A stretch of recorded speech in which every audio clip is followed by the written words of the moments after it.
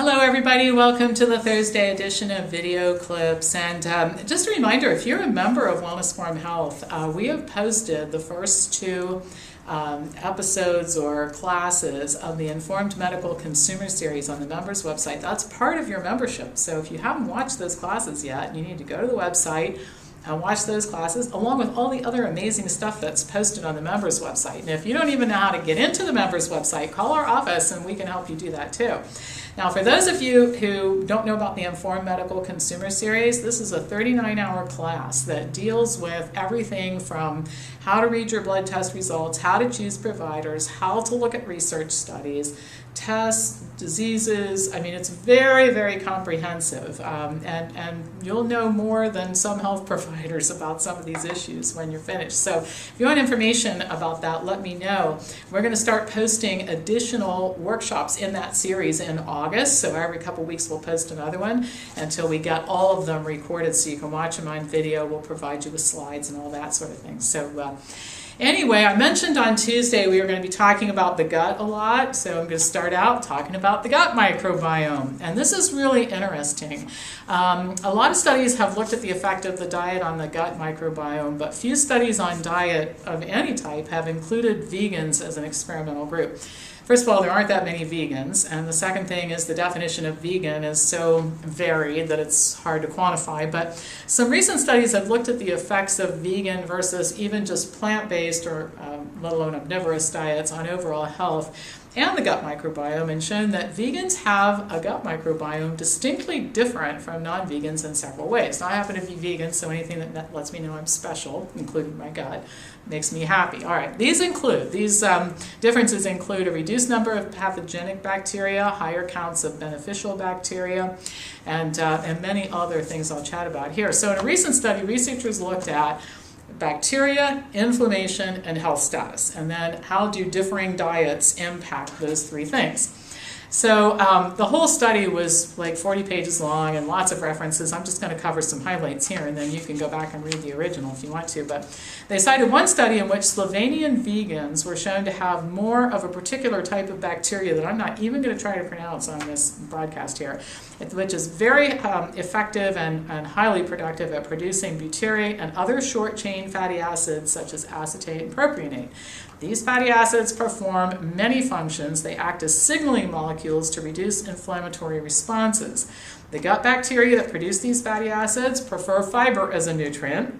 And obviously vegans eat a lot of fiber, omnivores not quite so much, so it's not surprising that we would have higher counts of these particular bacteria that produce these short-chain fatty acids that address inflammation.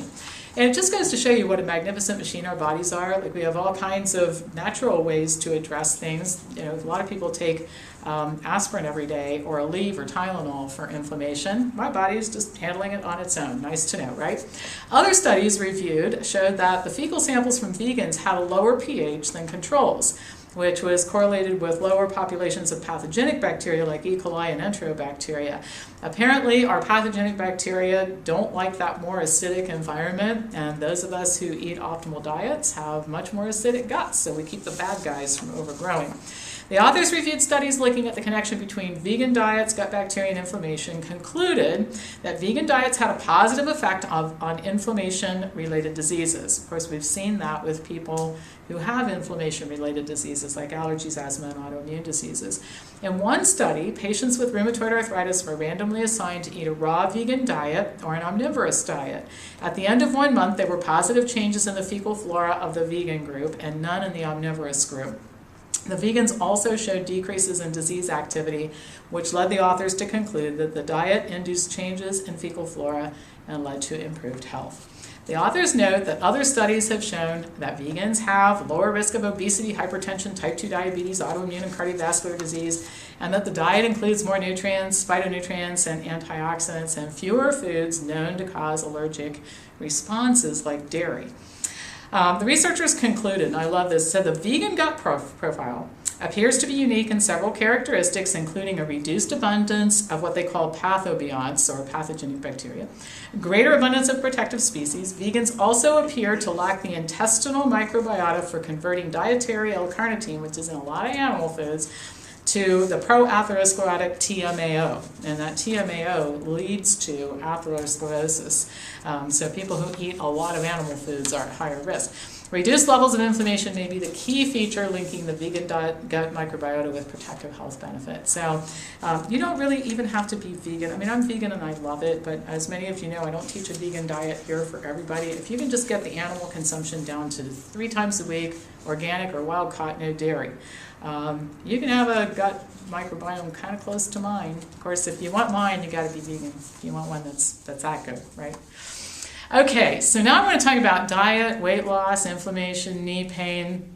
And this issue of knee pain is so common that I felt compelled to chat about it a little bit. One of the most common musculoskeletal complaints is knee. It's so common that we do hundreds of thousands, over 1 million knee operations in the U.S. every year.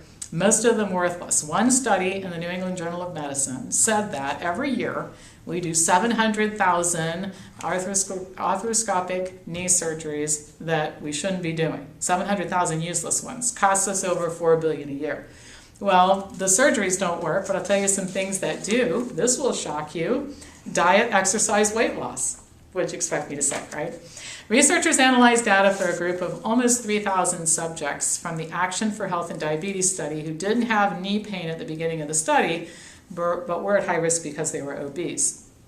Now, I'm including this study for an important reason. It goes to a lot of the things I talk about here. They compared the results of intensive lifestyle intervention, which wasn't quite as intensive as if it were me that were doing the prescribing, with typical diabetes support on the development of knee pain. The effects were measured at 1 year and again at 4 years. Now, at 1 year, the intense lifestyle intervention group was 15% less likely to have developed knee pain, but by 4 years, the risk reduction was only 5%. It was non-significant. The researchers concluded that knee pain could be prevented with diet and lifestyle in the short term, but not the long term. But the reason for the disappointing 4-year results, in my opinion, were that the intensive lifestyle group experienced worsening health. I mean, let's face it, the drugs prescribed to diabetics increase weight gain. The diets prescribed to diabetics may regulate blood sugar in the short term, but they don't lead to long-term health. I can assure you the lifestyle intervention program wasn't anything like I mentioned before, like what I would have prescribed. The exercise program wasn't anywhere as aggressive as I would have prescribed. And so I think, unfortunately, when people see studies like this, they think that the diet and lifestyle thing doesn't really matter, because that's essentially what they said. You buy yourself maybe a couple of years of no knee pain. But I did a little research on this, and I'll tell you why this losing weight and reducing inflammation and doing the right things that we talk about here does make a difference. And everybody, not just diabetics, every overweight person should pay attention to this. So excess weight places more weight on all weight-bearing joints, including the knees. So just to give you an example, when a person walks on a level surface, the impact on knees is 1.5 times body weight. So if you're a 125-pound female walking on a level surface, the knees will experience 187.5 pounds of pressure. But if you're a female that should weigh 125 pounds and you weigh 180 pounds, instead the pressure on the knees on a flat surface is 270 pounds, almost 100 pounds more. Every pound a person gains places 1.5 times that pound more pressure on the knees. That's not all. The force is even more going up the stairs, 2 to 3 times body weight. 4 to 5 times body weight if you squat down to pick something up off the floor.